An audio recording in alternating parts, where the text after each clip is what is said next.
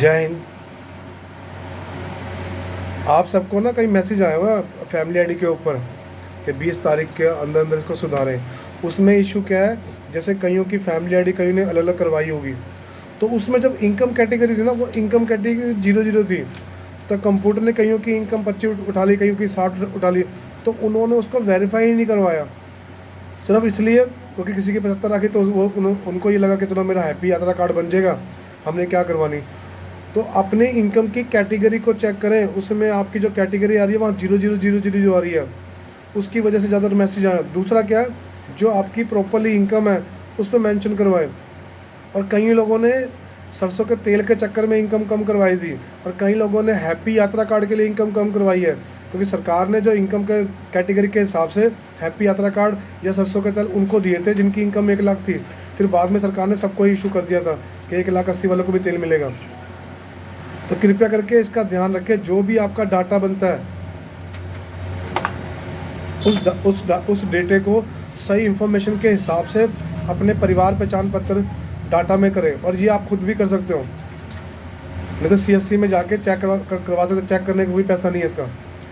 तो ज़्यादातर दिक्कत उसकी वजह से है। दूसरी दिक्कत क्या है, कईयों की जाति गलत है, तो अपनी जाति जो आपकी फैमिली आईडी में है प्रॉपरली उसको मेंशन करवाएं।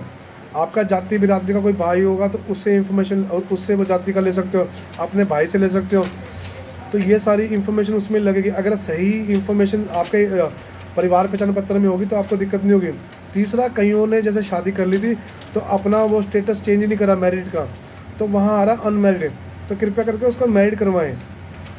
और कई ऐसे लोग भी हैं जिन्होंने स्टार्टिंग में बनवाई थी आईडी, तो उन्होंने छोड़ दिया बैंक की डिटेल, तो आपने जो बैंक की डिटेल डाली है तो वो भी उसको वेरीफाई करें। बैंक की डिटेल भी उसमें गलत डली पड़ी है। कईयों के बैंक IFC कोड चेंज हुए हैं, तो अभी भी IFC कोड पुराने शो कर रहे हैं, तो उनको भी चेंज करवा। और कईयों ने अपने IFC कोड जो है बैंक को ट्रांसफ़र कर लिया और IFC कोड चेंज नहीं करवाए, तो उनको भी ठीक करवाएं।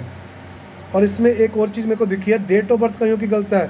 जन्म प्रमाण पत्र में कुछ और लिखवा रखी है, पिता का नाम कुछ और है, और आधार कार्ड जो बनाते हैं उस पर कुछ और है। तो किसी भी CSC सेंटर से, अटल सेवा केंद्र से जो बनवाते हो, अपने जो भी आपका जन्म प्रमाण पत्र है वो साथ ले जाए, उस पर जो चीज़ मेंशन है उसी को ठीक करवाएं। और पिता और माता का आधार कार्ड जरूर साथ में लेके जाएं, तो क्योंकि पिता और माता के आधार कार्ड के हिसाब से आगे लिखवाएं। और जब बच्चे का जन्म प्रमाण पत्र बनवाते हैं उसमें सही एड्रेस लिखवाएं, सही नाम लिखवाएं। कुछ भी ऊपर दिक्कत हो जाएगी तो आपको उसका इशू बन जाएगा आने वाले टाइम पे, क्योंकि फिर आप स्कूल में फाइल दोगे, स्कूल वाले वेरीफाई नहीं करेंगे, वो कहेंगे सही करवा के लेगा। आप CSC में आगे, CSC वाले आगे डालेंगे, तो उस फाइल को ठीक करने में टाइम लग जाता है सरकारी काम में। तो कृपया करके आपके अगर सारे ही पेपर प्रॉपरली शेप में बने होंगे या एक सही डेटे के हिसाब से बने होंगे, तो आपको कोई भी समस्या होगी नहीं, उसका समाधान करने की जरूरत नहीं पड़ेगी। जब समस्या ही नहीं होगी तो समाधान की क्या जरूरत पड़ेगी। तो आपने सारे पेपर सही करवाने अपने। दूसरा, प्रधानमंत्री आवास योजना के तहत जो फॉर्म निकले हुए हैं 2.0, उसको पहले उसके नोटिफिकेशन को आपने पढ़ना है। कई लोग तो धड़ल्ले से फॉर्म भरी जा रहे हैं। अरे उसमें इनकम कैटेगरी है, इनकम कैटेगरी को चेक करना है, लोकेशन कहाँ होनी चाहिए उसको सरकार वेरीफाई कर रही है, कितने गज की जगह उसको वेरीफाई कर रही है। 3 लाख है, 6 लाख है, 9 लाख है, उस इनकम के हिसाब से उन्होंने उसको सरकार उनको देगी। तो कोई भी अपना गलत फॉर्म ना भर पाए, सही जानकारी दोगे तो आपका नंबर 100% आ जाएगा उस योजना के अंदर। तो ये कुछ बेसिक चीज़ें हैं, उन चीज़ों को थोड़ा आप देखो।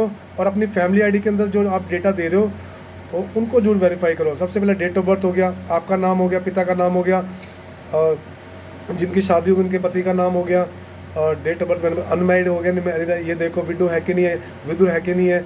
तो ये सारी कैटेगरी को आपने चेक करना है। और बैंक का अकाउंट नंबर, IFC कोड ये सही होना चाहिए, क्योंकि ये आगे ख़राब हो जाता है। और कईयों के वोटर कार्ड पुराने बने हैं, उनके अंदर कईयों में फ़ोन नंबर दर्ज नहीं है, या कईयों का डेट ऑफ बर्थ नहीं है, क्योंकि उस टाइम के हिसाब से डेट ऑफ बर्थ मेंशन नहीं करवा रखा था। दूसरा, उनके एड्रेस में भी इशू आ रहा है कईयों का। तीसरा, उन्होंने एक और करके ट्रांसफ़र नहीं करवा रखा, जो जिस लोकेशन पे रह रहा है, जिस लोकेशन का आधार कार्ड है वहीं का ही अपना वोटर कार्ड करवाएं। और जिनकी डेथ हो चुकी है उनका एक फॉर्म निकलता ऑनलाइन, वो लेके सेक्टर 12 में जमा करवाओगे तो उनके नाम कट जाते हैं। तो ये सारी इन्फॉर्मेशन आप लोगों के लिए है। ऐसे कोई भी और इन्फॉर्मेशन आएगी तो मैं आपसे शेयर करता रहूँगा। अभी काफ़ी लोगों को ये समस्या आ रही थी, क्या कहते हैं, कि हमारे मैसेज आए हैं। तो अगर आप सही जानकारी ऐड करते रहोगे तो कोई समस्या नहीं होगी।